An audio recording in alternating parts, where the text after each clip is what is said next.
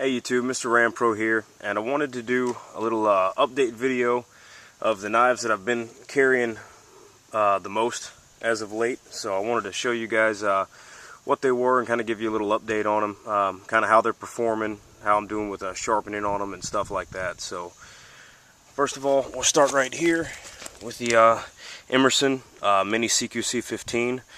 That has the 154 cm blade steel, and in all honesty, it's a freaking dream. I really like it a lot. It carries really nicely.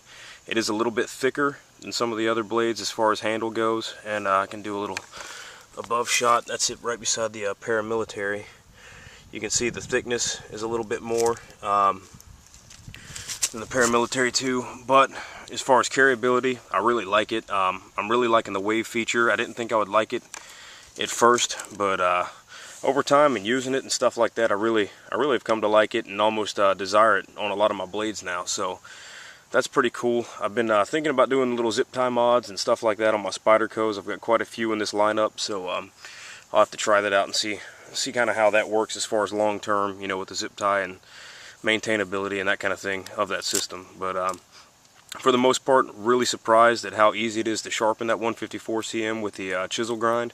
Extremely easy. Do a couple of passes on the sharpened side and then one pass on the chisel side, and it knocks the burrs off. It really pretty good. Lockup is nice and steady, opens really smooth, and hadn't had any complaints. The pivot screw did back out and want to loosen on its own, but I just put a little Loctite here when I took the pivot screw out and tightened that up and solved that issue pretty good. So the skull that I epoxied onto the pocket clip is holding up pretty good. So haven't had any complaints, and I carry this probably twice a week. I really like this one a lot. So that's where that one is. The paramilitary 2, I've had to put down for a little bit. It's pretty much made all my other knives pretty much obsolete. I really like the paramilitary 2. I like the lanyard hole. I like the ergonomics on it a lot. It really is just a great designed knife. It's one of the ones where, you know, the employer, or not the employer, the knife manufacturer listened to what people wanted, and they did a lot of things with it by putting the pocket clips, you know, movable positions and all four and stuff like that. So that it really is a great design and improvement on the paramilitary one. I didn't have that, but I've seen it, and I think that this system here works a lot better as far as an overall group on a pocket knife than the one did. But for the most part, the S30V, I don't find that it's that much greater than any other knife steel necessarily. I find that the ones that are harder to sharpen are almost undesirable in my little neck of the woods. I don't really, you can sharpen it. To me, it just doesn't hold its edge any longer than anything else, and it's just harder to sharpen. So the 154 cm, like on the Emerson right beside it that we just talked about, I really can sharpen that thing up, and it's good for a couple of days, kind of like the VG10 on the Delica right beside it. You can sharpen this Delica up pretty good and have no issues with it at all. So it keeps a razor blade edge on it, and I mean, it's just good to go. That S30V just seems to be a little bit harder to sharpen, and to me doesn't really add that much to it. I do know the finish on the blade is really holding up pretty well. There's a couple of small dings in it, but nothing major. So the finish on that one's holding up pretty good. The stippling I did to the handle has added a little bit for the texture on it and made it kind of more mine, more personable, you know, just something that's mine. The inlay on the bullets I've showed you on other videos, and attaching to the pocket clips and stuff like that. So those are pretty cool. Overall, really like the blade. I've just had to put it aside just to be able to carry other knives. So other than the S30V being hard to sharpen, absolutely nothing wrong with it. The compression lock is really easy to get used to. If you haven't used it before, you can kind of use it almost like an axis lock on a Benchmade or something like that. So over time, definitely a great blade, and one of the top 10 in my opinion. The Delica hasn't seen as much pocket time lately. I've had quite a few new knives. Some of them aren't here on the table yet. I'm still reviewing those, and like I told you guys before, I want to do more used blade reviews. You know, I use the tar out of it for a month, and then I'll do the review instead of an unboxing or instead of an initial impressions or something like that, just to give you guys the best information out there. And the Delica, To me, honestly, hasn't seen that much pocket time, but I did just use it a minute ago, right before this video, to do some cardboard cutting test, and this thing is a flippin' razor blade. I mean, it's awesome. And honestly, I'm gonna have to go back to carrying it again. Just the lightweight of it, the speed, jack that up a little bit, but the speed of deployment, and just it disappears in your pocket. That's excellent. So I think I'm gonna have to honestly go back to carrying this thing a little bit more too. It kind of fell out of the rotation with some of the higher end knives showing up here, but I'm gonna have to put it back in. It really is a great blade. The Hest 2.0, I did that review just the other day. Overall, everything's going pretty good with it. The D2 steel, you can get really sharp, but it's almost like the S30V. It's a little harder, and I was corrected, and I guess told that these are wire strippers in the jimping on the spine there, so that's pretty neat. I didn't know that, but seems like it would be effective for that. It's rather sharp, you know, on the inside curves and cutouts, so I'm going to have to try that. I work with wires every day, so I'm going to have to try that out and see how it works. But blade finish is holding up really well on this one also, no complaints. And no rust showing up or anything like that with the D2 yet. I didn't expect it on the S30V. I didn't have it, so that's good. And I kind of expected it so far on this one. But just general maintenance. I usually wipe them down every day when I get home if I've carried them. And this one, not too many problems. The thumb stud, the finish on the thumb studs must be something different because it is wearing off. I don't mind it, obviously, but it does kind of show signs of wear and stuff like that. But overall, still good lockup and a really great blade. I do think that it's a little thick, and I covered that in the review video of it as far as for slicing and stuff like that, but for an EDC blade that I know can handle more if I need it to, I don't have a problem with it. So I think this one's got the walk to back up the talk on that one. Now the SOG Flash 2, this thing's developed a little bit of lock rock, and I do carry it sometimes just because I like the assisted opening and stuff like that. I don't like the serrations on this one particularly, especially with slicing. It cuts through harder materials really well, and the tip, whatever blade steel this is, I don't remember now, it's probably AUS-8 or something like that.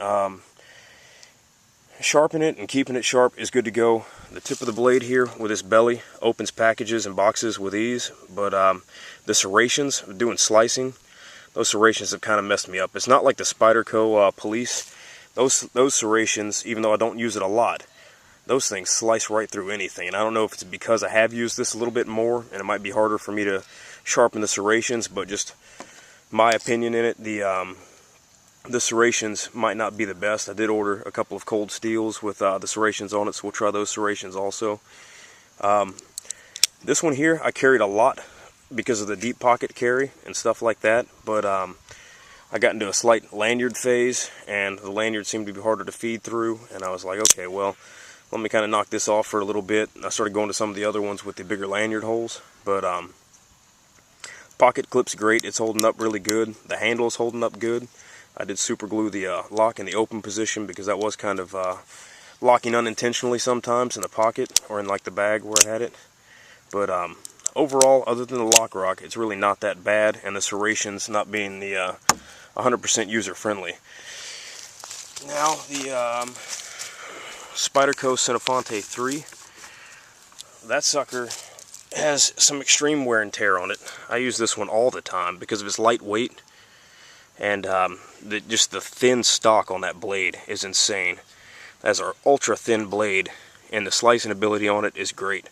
So I don't have any problems with this blade whatsoever. It's a great little EDC blade. I'm trying to think if I had any issues with it. Keeping it, it's the VG10 steel. I can keep that stuff extremely sharp. I usually sharpen my knives when I get home from the day, from work. I'll sharpen them and have them sitting out right ready for the next day. I've got a knife chest, and I'll have to do a video on it also. But I'll sharpen them, put them right back in the chest, and then they're ready to go. So that's kind of how I keep them sharp, just kind of sharpen them every single day. I've got a couple of different methods. I've been asked to do a couple of videos on those, but to be honest with you, the little Smith's sharpener that you use for your kitchen knives, is about all I use now. So that thing, it gets VG10 razor sharp, and that's why I don't have a problem trying the D2 steel with it, and trying the S30V and all that kind of stuff with it, because it gets the VG10 sharp. So in the CV steel from Case, it gets that razor sharp, and there's True Sharp stainless, it gets it sharp. So I don't really have a problem using that as my test bench as far as how to sharpen knives and stuff like that in a more realistic environment where people aren't going to take stones out every day. If I do some insane sharpening, I'll take the stones out and I'll take the Lansky sharpener out and all that stuff. But for the most part, you keep it sharp every day and you're pretty good to go. The next two blades are both VG10, so for the blade steel it'll be the same as the one before it. I can get it sharp, good to go. The texturing I did on the handle with the JD Smith really helped it out, and now I like the blade a whole lot more. To me it was just kind of plain beforehand, and now with the texturing on the handle, I've started carrying it a whole lot more. Now all these knives are in the rotation to a degree, with the exception of the Delica as of late, and the and as extremely recently the Flash 2, but that's been in the rotation. It'll probably stay. Ergonomics are great.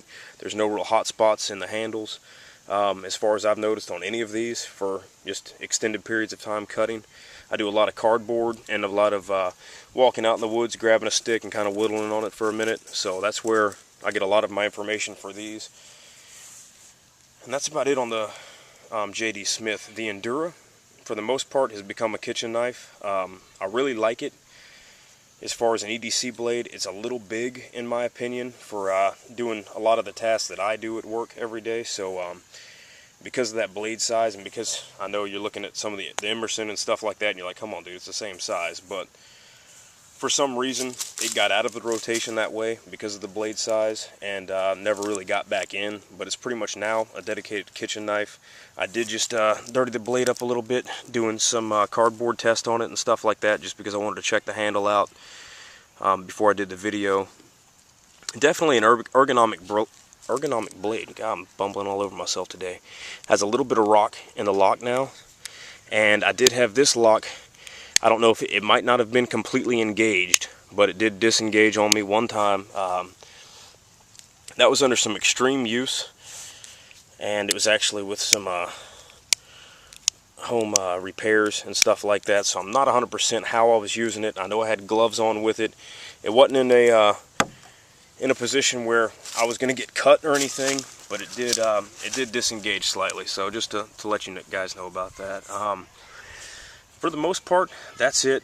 I will do another update video on my slip joint knives, because I've got quite a bit of information to pass on those. But for the most part, this is the rotation as far as what I would call my one-hand opening closing knives or whatever, my larger folding knives, locking folding knives that I carry with me. The rest of them that I carry are pretty much just slip joints.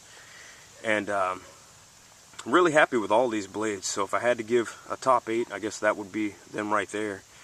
And let me know what you guys think.